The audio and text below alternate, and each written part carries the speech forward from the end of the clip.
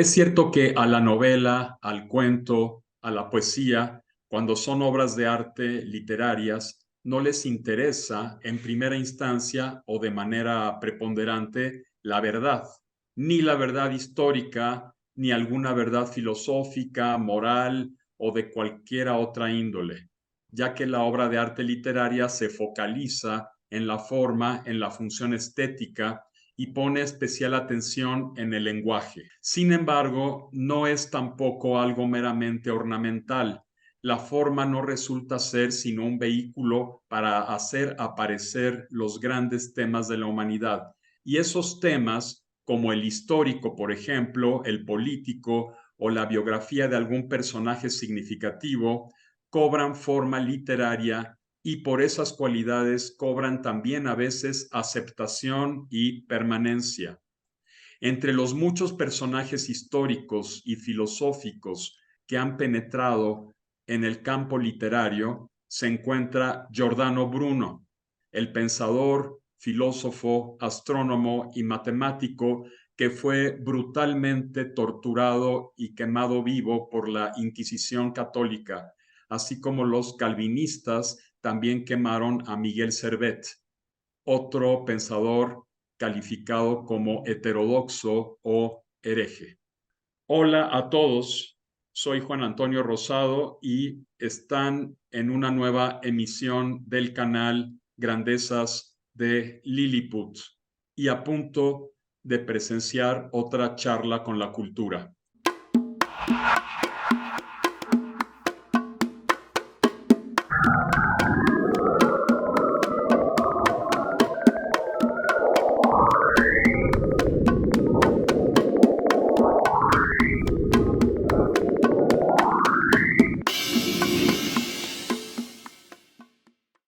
Giordano Bruno nació en 1548 y murió quemado en 1600.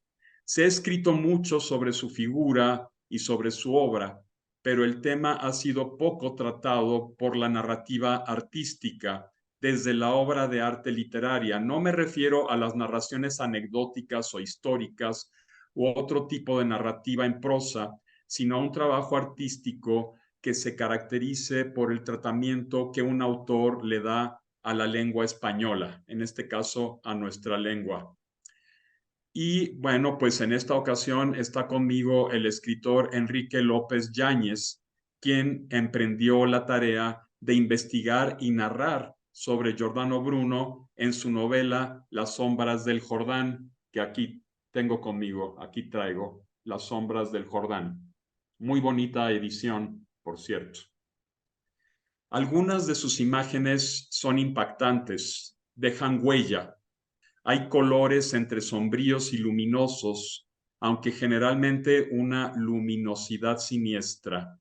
Presenciamos aquí la tortura, la agonía, la muerte de Giordano Bruno, de quien se realiza también un retrato memorable, pero Enrique expone también una parte de su pensamiento. La obra se centra en la narración y plasma con profundidad las distintas emociones del sentenciado, la angustia, el miedo, el terror, el horror, el patetismo.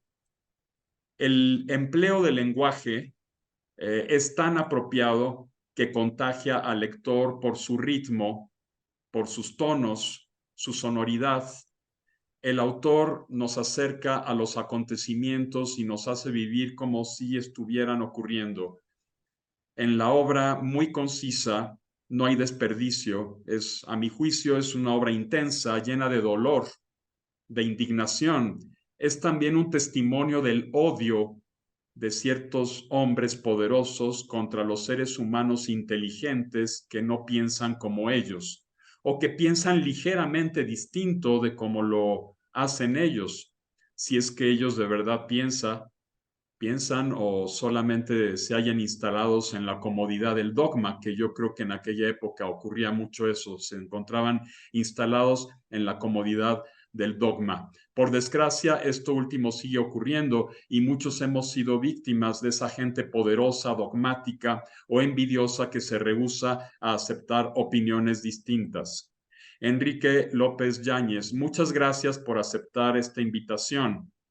Y te pregunto, antes que nada, ¿por qué tu interés en Giordano Bruno y en qué fuentes te basaste para escribir esta novela, Las sombras del Jordán? Claro, muchas gracias por la invitación, Juan Antonio.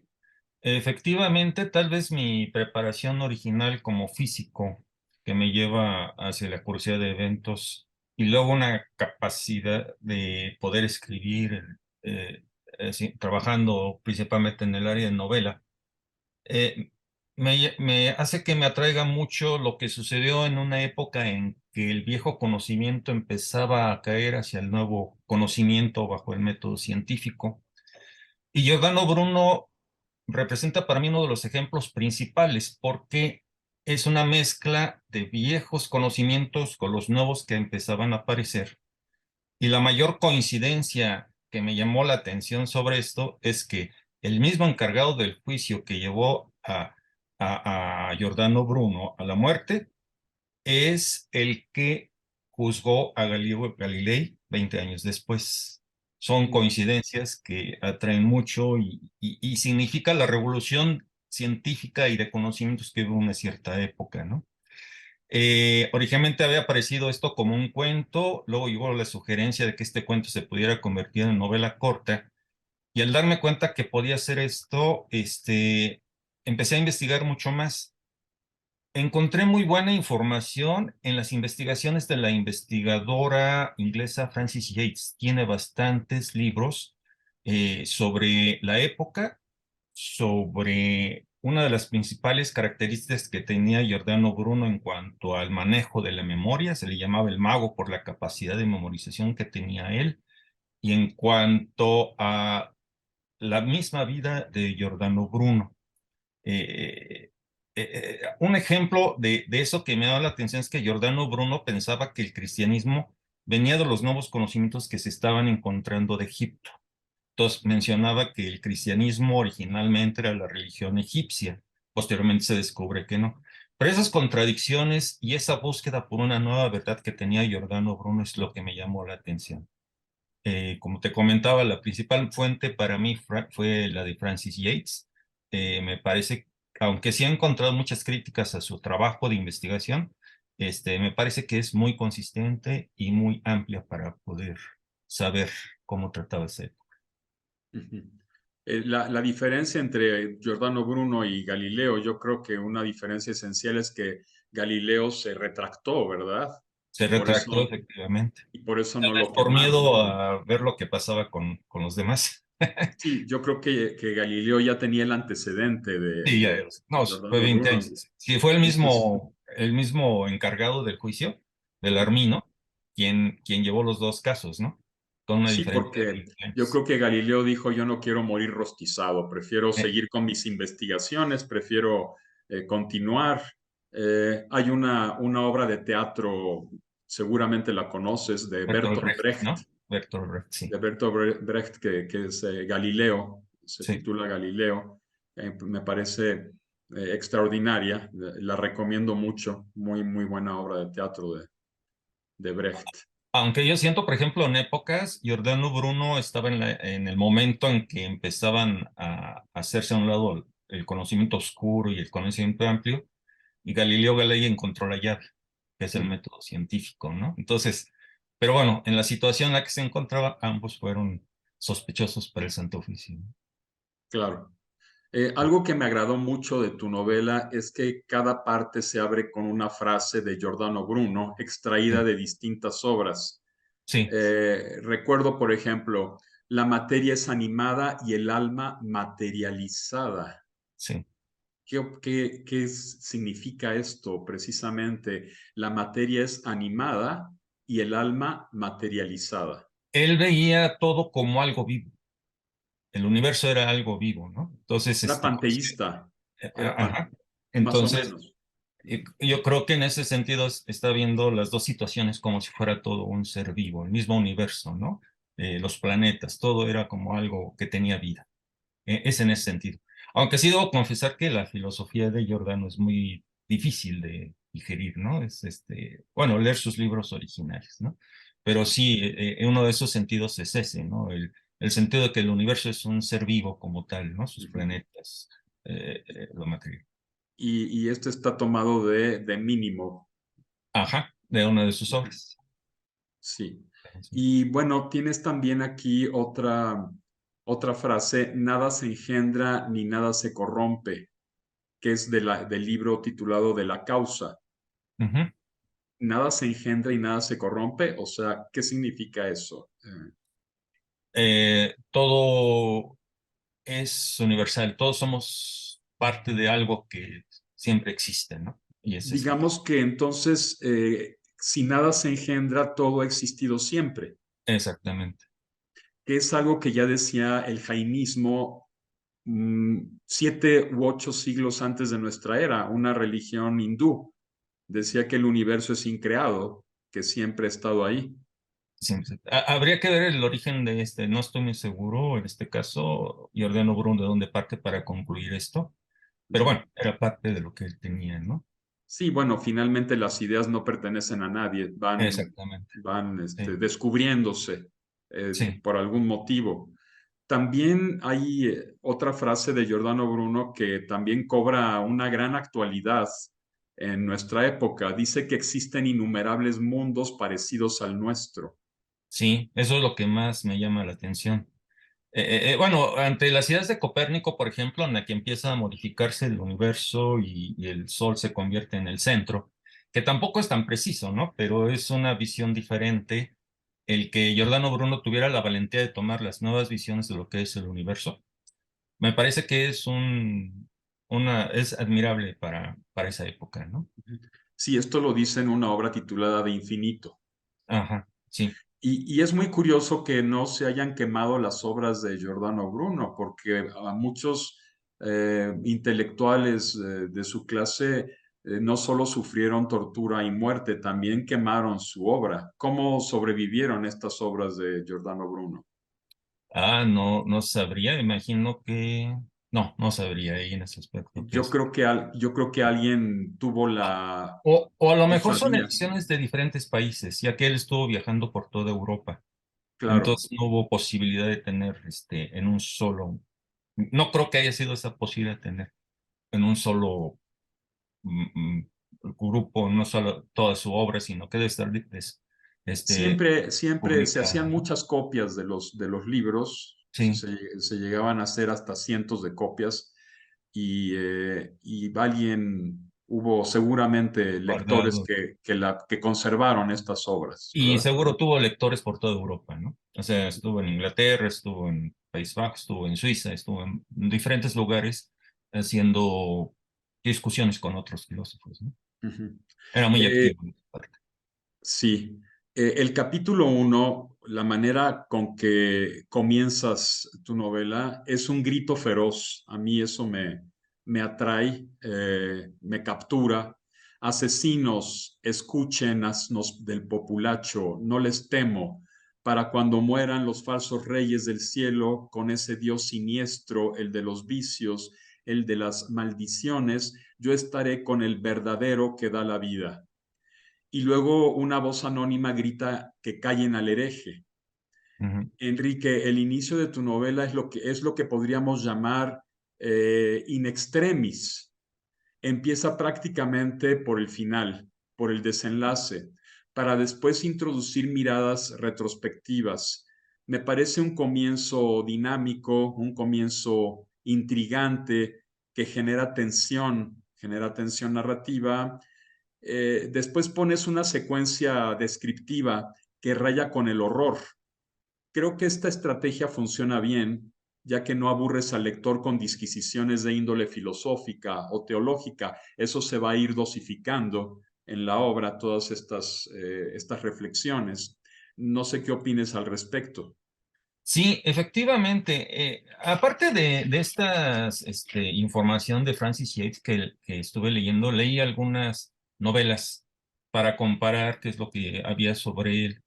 Me llamó la atención una novela donde decía que ya quemándose vio una muchacha en el público y pensaba que podía haber una relación con ella. Ok, está bien, pero yo creo que en esa situación lo menos que Giordano Bruno pudo haber pensado es que podía haber hecho o una relación con una joven, ¿no? La situación es extrema y lo que me interesaba era mostrar lo que yo creo que Giordano Bruno sintió en realidad, que era eso, ¿no? Eso y a lo mejor su problema personal de que sus ideas lo hayan llevado a eso, ¿no? Entonces, por eso en la obra yo me refiero mucho a lo que él pudo haber sufrido y a todo lo que él pudo haber pensado en esos momentos. Claro, es inventado, es una parte mía basado en ideas de él, ¿no? Una revolución de todas sus ideas que tuvo en el momento de que esas ideas fueron lo que lo llevaron a ese castigo. Y es un castigo doloroso, ¿no? Entonces, esos dos puntos principales son los que intenté juntar en la novela. Claro, pensando que es una novela, que es una novela para que sea vivida en ese momento, ¿no? Sí. Claro.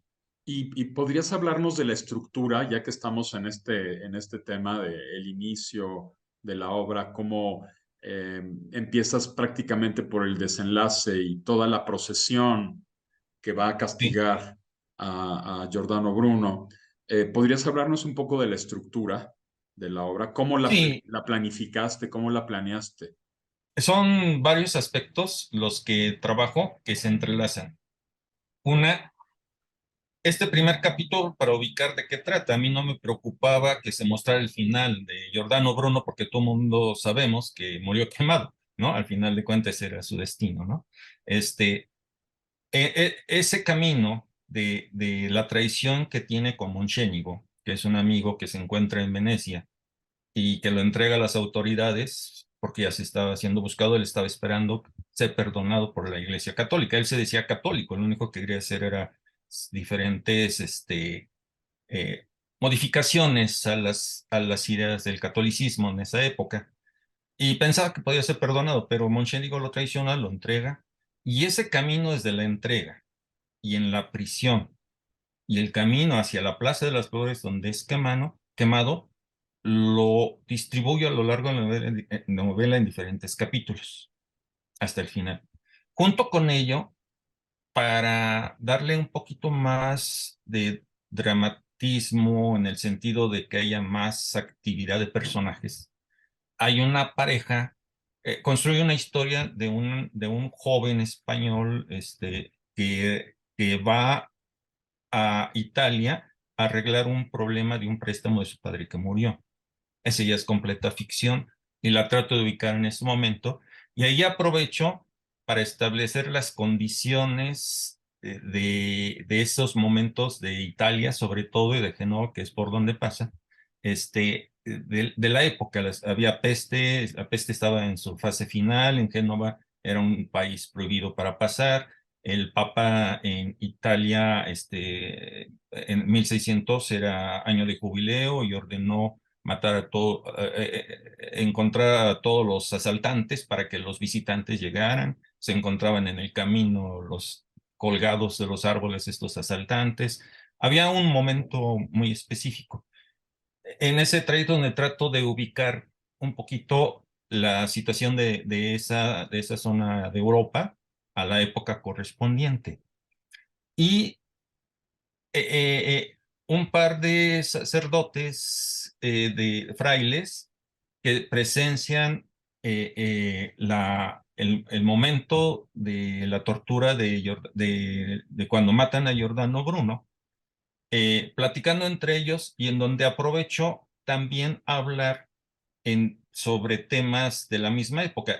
Con los frailes es más sobre las brujas e introduzco un personaje de una bruja por ahí para entender qué es lo que sucedía con ellas en ese momento y por qué. En cuanto a los sucesos que ocurren de Giordano Bruno durante ese momento que inicia hasta que es quemado, también tomo diferentes partes de la filosofía de Giordano Bruno, pero no las paso de manera directa. No, no, mi intención no es un libro de texto para enseñar de lo que se trata, sino, ah, caray, yo me acuerdo que escribí esto, estoy en la prisión, sé que voy a morir, y empiezo a distorsionar lo que digo, lo que escribí alguna vez y se convierte en una pesadilla o en algo que es positivo para mí, ¿no? En ese momento. Entonces, cómo esas ideas que él construyó alguna vez pudieran distorsionarse por una persona que está ante la presión, ¿no? Y en la misma muerte, parte de uno de sus libros que es precisamente La expulsión de la bestia triunfante, no sé, es este de aquí. Tomo una parte de ahí que es un poquito, como una ficción de un grupo de personas a las que alguien llega ciego y convierte esta historia como personaje principal mismo Giordano Bruno, como parte de la pesadilla en el momento en que empieza a ser quemado, ¿no? Entonces, todo esto creo que me funcionó, me gustó cómo iba quedando y creo que sí logró tener ahí varios objetivos que me propuse: describir la época, describir las ideas, aunque distorsionadas por la presión de Giordano Bruno, y hablar un poquito de las ideas que habían afuera en esos mismos tiempos por parte de los frailes, por ejemplo, ¿no? Y también otra, pues la situación de la sociedad con la pareja, con el español que encuentra una italiana y llegan a arreglar el préstamo a Italia, a Roma. Ujú. Sí, yo creo que en tu novela es un claro ejemplo de cómo la creación y la investigación no están divorciadas, porque bueno, ante todo, el libro, Las sombras del Jordán, pues es una novela, no hay Sí, que olvidarlo, es una novela, es ficción, pero es sí. una ficción fundamentada en la historia. No es tampoco al pie de la letra una No, novela histórica. no, Ah, no es así. porque no trata de ceñirse tanto a la historiografía, que por otro lado yo juzgo que es un error de muchos novelistas que pretenden mostrar con gran exactitud todo lo histórico. Caen a veces en el historicismo y eso pues le resta intensidad a la novela, que fundamentalmente es ficción. Sin embargo, hay un trabajo de investigación de fondo aquí en esta obra. Se nota que investigaste mucho y en este tipo de novelas o de cuentos o de narrativa en términos generales, incluso de poesía también, es muy claro cómo la investigación y la creación no están divorciadas, sino que pueden hermanarse, pueden unirse para crear una obra de arte.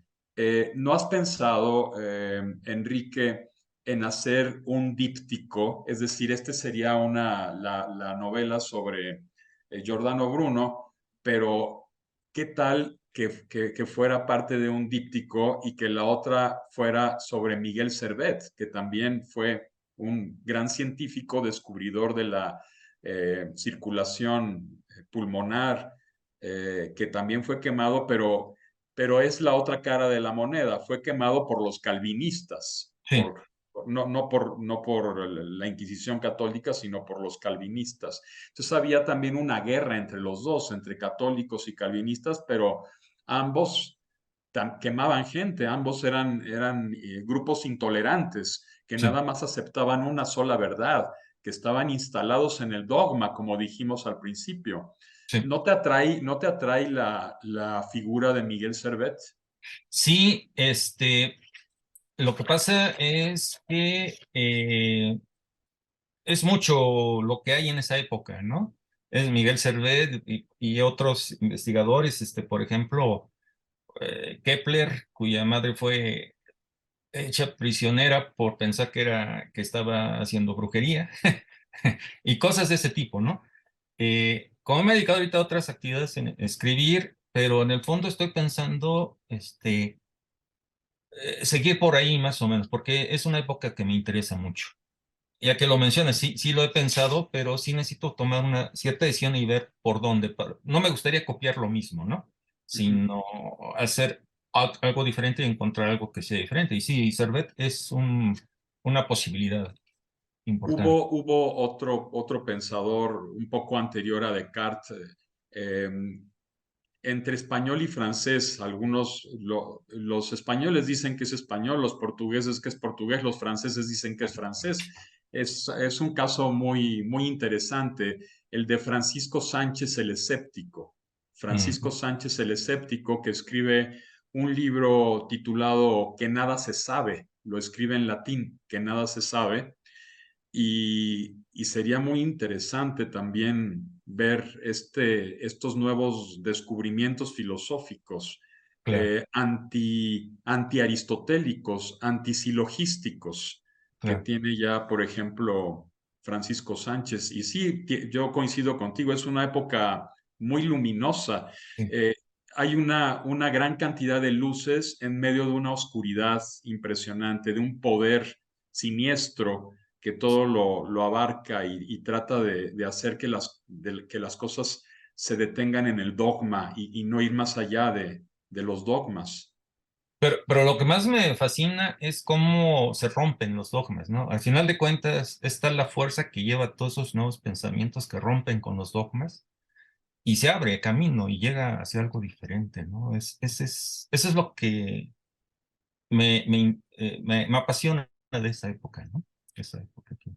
Sí, sí, sí, totalmente. Enrique, ¿qué es para ti una novela que sea obra de arte y no una simple narración, no una simple anécdota o narración histórica o periodística o científica incluso, porque también en la ciencia se narra y en todos lados se narra, pero ¿qué es para ti una obra de arte narrativa?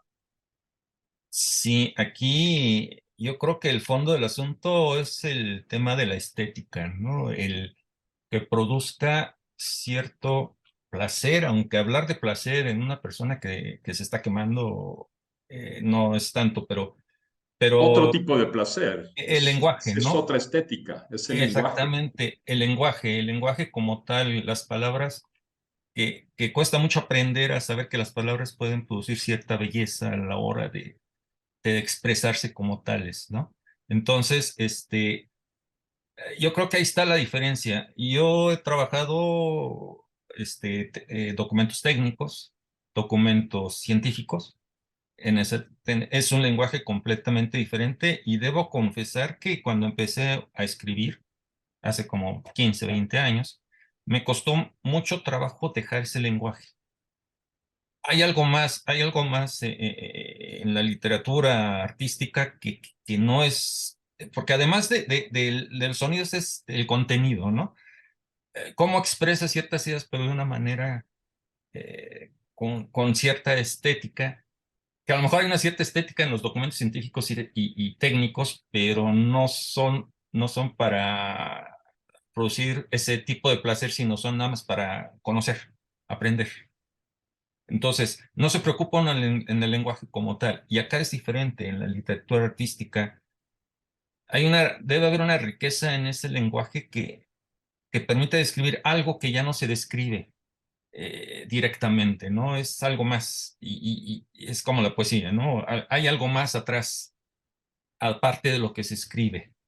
Y es difícil describirlo, ¿no? Ahí sí, pero creo que sí se distingue esa literatura artística de lo que es lo demás, ¿no? Por eso, en el momento que tomé el libro de Giordano Bruno y extraje una parte o varias partes de ahí para hablar de ellas, pasarlas como tales no me pareció adecuado porque no era mi objetivo. Mi objetivo era una sensación humana a la hora de la creación y a la hora de pensar sobre ello, ¿no? Entonces, sí, es así, hay algo más en la literatura artística que la descripción técnica, ¿no? Y bueno, por supuesto sabemos que nada procede de la nada. Tú, además de físico, además de científico, también eres un gran lector, también has leído literatura, muchísimas obras literarias y has estudiado literatura también. Sí, Estudiaste claro. una maestría, ¿no? en literatura y creación Ajá, literaria. el ¿Qué, doctorado. qué obras te han influido en tu estilo? O si no ha influido, por lo menos, ¿cuáles te han marcado para la consecución de una voz propia? En qué autores piensas? ¿En qué escritos? ¿En qué obras? Lo que pasa es que yo tengo mucha dispersión en cuanto a la influencia de las obras. Por ejemplo, de niño leí Víctor Hugo Ujú. y me estremecieron de tal manera que con el jorobado de la señora de París, con Los Los Miserables. Miserables y con ellos, pero luego leía a Gustavo Sainz con La princesa del Palacio de Hierro.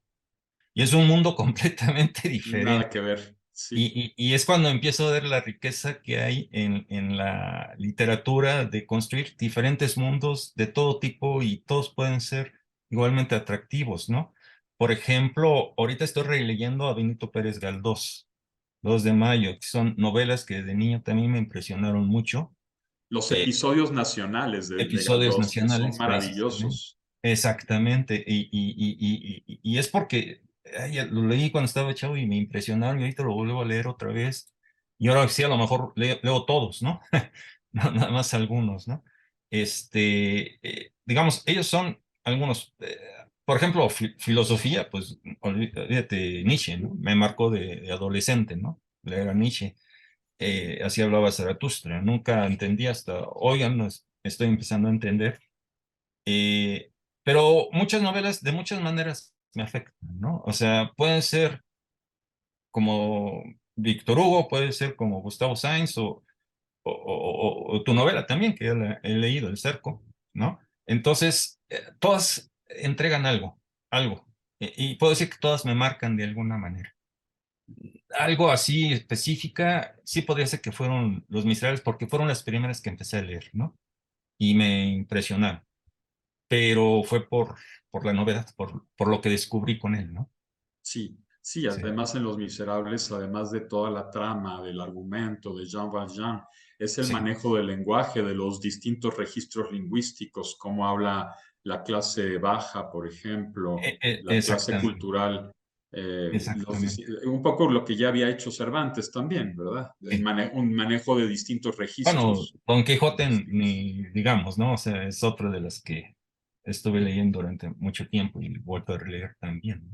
Ujú. Sí, Sí, entonces pues sí, es una obra que se debe releer muchas sí, veces. pero afecta de otra manera, ¿no? O sea, todo es un complemento de todo, ¿no? Entonces, sí, no puedo decir que sea una sola, es mucha, mucha la que me Sí, afecta. claro, Ajá. pues es toda una vida lectora, ¿verdad? Exactamente, sí. Ujú. Pues muy bien, Enrique. Reitero mi agradecimiento por aceptar esta charla sobre Las sombras del Jordán. ¿Dónde se consigue este libro? Eh, Creo que en Amazon, En ¿verdad? Amazon y en varias librerías más que ahorita que son en línea se pueden encargar impresas o por Ujú. electrónico. Y Muy todos. bien. Pues es una obra muy recomendable y es breve y se lee rapidísimo, se lee muy rápido. Y yo Eh, espero que se lea rápido por el interés.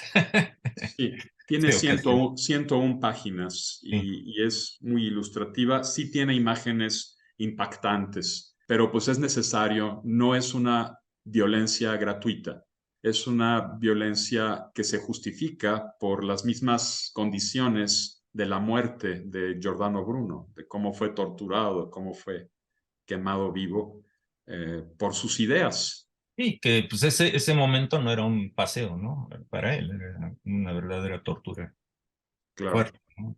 Haber sido terrible para él. Para él. Por supuesto. Sí, y Sí, aquí rescatas esas sensaciones. sí, exactamente. Esa era la idea más que nada, ¿no? Que en realidad sufrió, ¿no? No es cualquier cosita estar paseándose con la lengua deshecha y luego quemado. Ajá, Claro, sí. claro. Sí, pues muy bien, Enrique. Muchísimas gracias por aceptar esta invitación. Gracias a todos también por vernos, por escucharnos. No olviden suscribirse a este canal, no olviden poner me gusta y pues nos veremos en la siguiente emisión. Hasta Pues, pronto, muchas gracias, Juan Antonio. Hasta luego. hasta pronto.